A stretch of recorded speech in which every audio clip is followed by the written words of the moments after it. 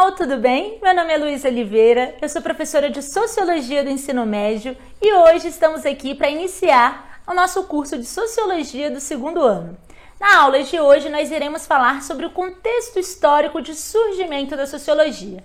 Para isso, eu vou trazer os conteúdos do Currículo em Movimento da Secretaria de Educação, do PAS, o Programa de Avaliação Seriado da UNB, e também do Enem. Vocês já viram no primeiro ano que a Sociologia é um conjunto de conceitos, métodos e técnicas que ajudam a explicar a vida em sociedade. Mas por que é que a Sociologia só surgiu e se desenvolveu tão depois de várias outras ciências? Mais precisamente ali, no início do século XIX. Para entender isso, a gente precisa primeiro falar um pouco sobre tudo o que estava acontecendo na Europa naquele momento. Vamos lá?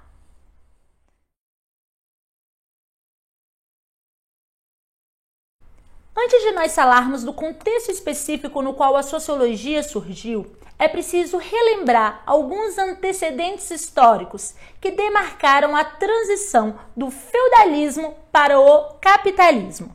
Lembrem-se vocês que o feudalismo era o modo de produção e de organização da vida social que existia na Europa durante a Idade Média. A Idade Média é esse período que vai desde a queda do Império Romano até a tomada de Constantinopla pelos turcos otomanos, um período que abrange aí cerca de 1000 anos. O feudalismo foi um sistema econômico e político onde as relações de trabalho eram essencialmente agrárias. As pessoas viviam nos campos e dependiam principalmente da agricultura. A vida nos feudos, que eram essas grandes extensões de terra onde as pessoas viviam, e daí, do nome feudos, vem o termo feudalismo, essa vida era controlada pela aristocracia, a nobreza, que era a classe mais poderosa da época. Além dos nobres, nós tínhamos uma outra classe poderosa que era formada pelos clérigos, os membros da igreja. Lembrando que aqui nós estamos falando da Igreja Católica, uma instituição extremamente poderosa durante a Idade Média. E nós tínhamos também os servos, que reuniam aí a maior parte das pessoas e que trabalhavam para os senhores feudais, para os nobres, nos campos. Os senhores feudais eram ricos porque tinham a posse da terra, eram os donos dessas grandes extensões de terra. E a vida do servo era plantar, uma parte ficava para ele e outra ele destinava para o senhor feudal que era dono das terras.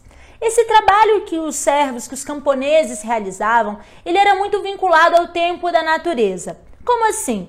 Se você é um camponês na Idade Média, a sua jornada de trabalho vai se iniciar assim que o sol surge, e ilumina o dia. A sua jornada de trabalho se encerra ao cair do sol. Você sabe que é hora de plantar quando começa a chover e é hora de colher a plantação quando se inicia a estiagem.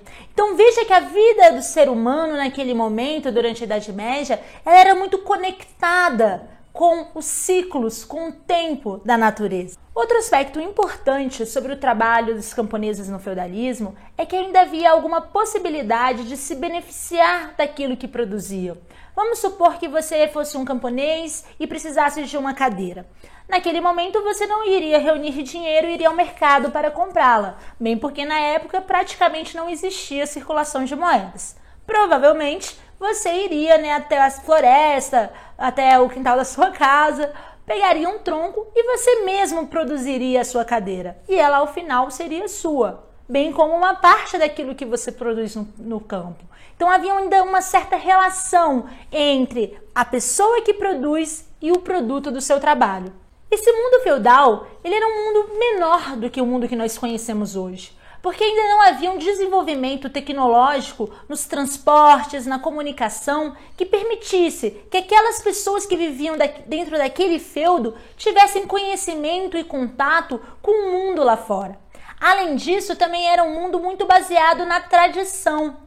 Se você nasce como um camponês, por exemplo, provavelmente significa que seu pai, seu avô e também os seus filhos, os seus netos vão compartilhar dessa mesma realidade de camponês. Porque havia neste momento pouca mobilidade social. Essa vida baseada na tradição tem uma relação muito forte com a Igreja Católica. A autoridade religiosa da Igreja era muito poderosa. A principal forma de conhecimento dos homens daquele tempo era o conhecimento religioso.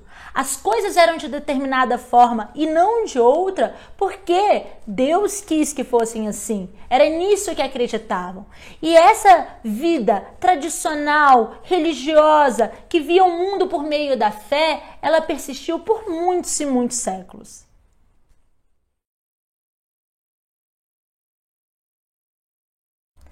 Mas, como nada nesse mundo é para sempre, o feudalismo também não foi. E no final da Idade Média vão começar a surgir os burgos, as cidades na Europa onde viviam os burgueses, que era uma classe social que dependia do comércio e da busca pelo lucro. Entre os séculos XV e XVII, uma série de transformações vão ocorrer na Europa, formando um novo sistema social, político e econômico que é o capitalismo. Esse capitalismo, o sistema capitalista, ele foi passando por várias etapas de constituição histórica.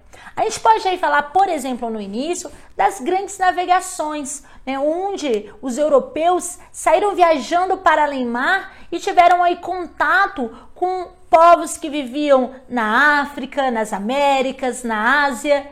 Além do grande choque cultural que essas descobertas trouxeram, se iniciou também uma nova forma da burguesia buscar os seus lucros, que foi a colonização. Outra transformação importante é a Revolução Científica, que junto do Renascimento vai abrir espaço para construir uma nova concepção do ser humano sobre o mundo. Aonde antes havia apenas uma explicação religiosa, vai se abrir caminhos para que a razão e a ciência possam explicar o mundo ao nosso redor. Com isso, a autoridade religiosa que vinha da Igreja Católica, ela começa a ser questionada. E esse processo também vai acontecer, inclusive dentro da Igreja, como é o exemplo da Reforma Protestante com Martinho Lutero.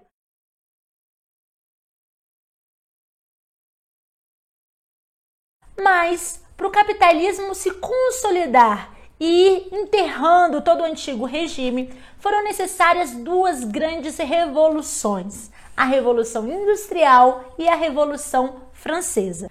A Revolução Industrial teve início no século XVIII, na Inglaterra, alterando aí as formas de organização do trabalho.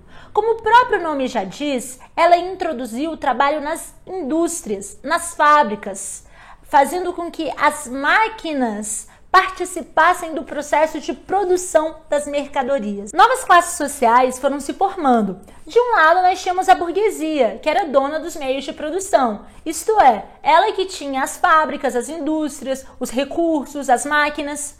Do outro lado, nós tínhamos o proletariado, que eram aqueles trabalhadores que possuíam apenas a sua força de trabalho e, por isso, vendiam para os burgueses, para os capitalistas, a sua força de trabalho em troca de um salário. Com esse processo de industrialização, as pessoas começam a deixar os campos e ir para as cidades. E a vida dos trabalhadores nessas cidades era extremamente precária. É preciso que vocês notem que a Revolução Industrial ela não foi apenas um processo que se limitou a inovações tecnológicas ou mudanças na organização do trabalho. Ao produzir uma nova forma do ser humano viver ali em sociedade, morando nas cidades, trabalhando nas fábricas, alterando as relações familiares, a Revolução Industrial ela tem profundos impactos culturais e sociais que persistem até os dias de hoje.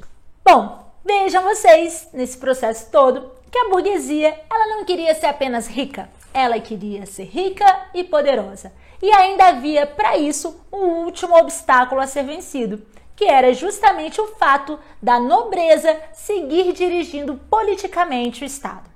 A solução para esse problema, que os franceses irão encontrar no ano de 1789, é literalmente cortar a cabeça dos reis. A Revolução Francesa, nos seus anos mais radicais, levou milhares e milhares de pessoas para guilhotinas. Dizem que eram tantas, mas tantas cabeças rolando que se fazia verdadeiros rios de sangue pelas ruas de Paris.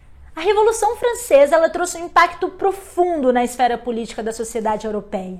E para vocês entenderem melhor o movimento intelectual que serviu de inspiração para os revolucionários, que foi o Iluminismo, eu trouxe hoje para vocês uma obra do Paz da segunda etapa, que é o texto do filósofo alemão Immanuel Kant, que se chama O que é Esclarecimento. Vamos dar uma olhadinha?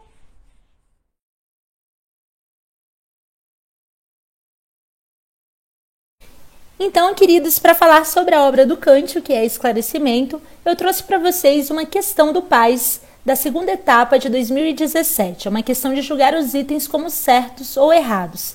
E a questão se inicia trazendo um trecho do texto do Kant, que diz o seguinte: esclarecimento é a saída do homem de sua menoridade, pela qual é o próprio culpado.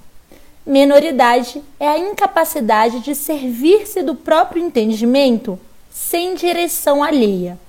O homem é o próprio culpado por esta incapacidade quando sua causa reside na falta não de entendimento, mas de resolução e de coragem de fazer uso dele sem a direção de outra pessoa. Sapere aude, que vem do latim, ouse saber. Ouse fazer uso de teu próprio entendimento. Eis o lema do esclarecimento. Em algumas traduções, esse texto é traduzido como o que é iluminismo, pois aqui o Kant ele vai sintetizar o espírito do iluminismo, que é um movimento centrado na razão. O ser humano precisava se utilizar da razão para chegar num estado de liberdade. Então, quando ele fala que o esclarecimento é a saída do homem de sua menoridade, Kant está falando não da menoridade, né, no que diz respeito à idade do indivíduo, mas sim a menoridade intelectual. E aí, nesse primeiro item, vamos ler aqui. Ele fala o seguinte: ao fazer referência à época do esclarecimento, Kant alude a um movimento histórico e social específico, que exerceu influência em diferentes espaços e contextos. Quando a questão diz que Kant está fazendo alusão, ou seja, referência a um movimento histórico e social específico, nós já sabemos que isto é verdadeiro, porque ele está fazendo referência ao iluminismo. E o iluminismo, de fato, exerceu muita influência. Esse primeiro item ele está correto. Vamos ver agora o segundo item. Conforme Kant, o homem é o responsável por permanecer no estado de menoridade, quando o que o impede de superá-lo são a preguiça e a covardia. Vejam aqui comigo no texto em azul, que é o texto do Kant, a terceira frase. O homem é o próprio culpado por esta incapacidade, quando sua causa reside na falta não de entendimento, mas de resolução e de coragem de fazer uso deles sem a direção de outra pessoa. Então, Kant está dizendo que as pessoas elas têm essa capacidade de entenderem as coisas por si próprias, que elas podem ter autonomia no seu pensamento, mas que muitas vezes elas não fazem e ficam aí na menoridade intelectual porque faltam a elas resolução, faltam a elas coragem. Para muitas pessoas é muito cômodo deixar que os outros pensem por elas, decidam por elas. Então, Kant responsabiliza sim aquelas pessoas que preferem, ao invés de pensarem por si e chegarem ao esclarecimento, permanecerem sempre na sua menoridade intelectual, no comodismo de deixar com que alguém decida por ela. Então, essa segunda questão, ela também está correta.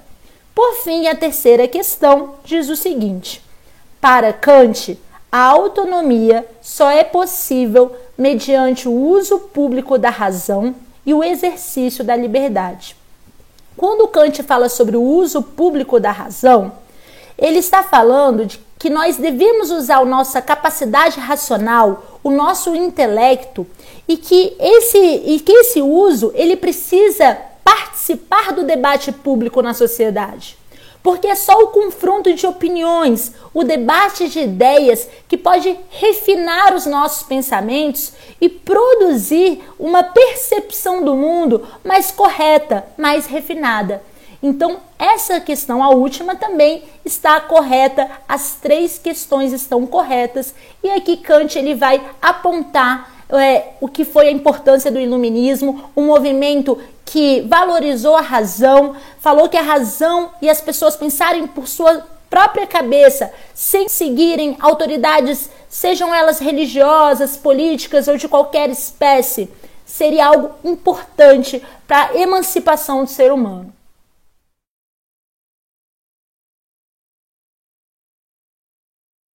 Bom, pessoal, então vamos recapitular o que nós vimos até aqui. Nesse período de transição entre o feudalismo e o capitalismo, a Europa passou por profundas transformações que alteraram a forma como o ser humano se via no mundo. Onde antes havia um mundo pequeno, muitas vezes que se resumia a vida no feudo onde a pessoa nasceu, nós temos um mundo que se alarga, que cresce, devido aí às mudanças nos transportes, nas comunicações. O europeu vai para além-mar, ele tem contato com o outro, o diferente. Onde antes havia natureza, como a medida do tempo para organizar o trabalho, para a vida cotidiana desse camponês, entra com a Revolução Industrial, a máquina, o relógio, que estabelece a hora de fazer todas as coisas, que dá o ritmo desse novo trabalho. Onde antes havia uma vida agrária, baseada na tradição, nós vamos ter o capitalismo jogando milhares e milhares de trabalhadores nas cidades, com condições precárias, jornadas de trabalho extenuantes, mulheres, crianças trabalhando nas fábricas, transformando profundamente as relações sociais e familiares. Onde antes havia terra, como a medida de toda a riqueza, entra o dinheiro, que é obtido por meio do lucro. Diferentemente dos senhores feudais, que eram ricos e poderosos porque possuíam muitas terras, hoje no capitalismo nós temos alguns dos homens mais ricos do mundo por terem produzido os aplicativos, que para acessá-los nós precisamos de um aparelho que cabe apenas na palma da nossa mão. Onde antes o trabalhador ainda podia ter algum controle e se beneficiar daquilo que ele produzia, com o capitalismo nós vamos ver uma massa imensa de trabalhadores absolutamente despossuídos dos bens e das mercadorias que trabalham e produzem. Além disso, sem ter qualquer controle da forma de produção e organização do seu próprio trabalho. Onde antes e durante séculos e séculos linhagens de reis governaram, os homens daquela época viram as cabeças desses mesmos nobres rolando e novos regimes políticos sendo criados. Onde antes a igreja e a fé eram a única forma de se explicar o mundo, a crítica, a razão e a ciência vão abrir os seus caminhos. E para a gente fixar o sentido dessas profundas transformações, eu trouxe para vocês a frase famosa do sociólogo alemão Karl Marx, que no livro Manifesto Comunista vai dizer o seguinte: tudo o que é sólido desmancha no ar. Todas aquelas instituições poderosíssimas que existiram durante séculos e séculos na Idade Média, este homem daquele momento vai ver essas instituições ruindo na sua frente. A igreja, a monarquia, o poder dos reis. Então uma nova sociedade estava surgindo a partir dessas revoluções e dessas profundas transformações.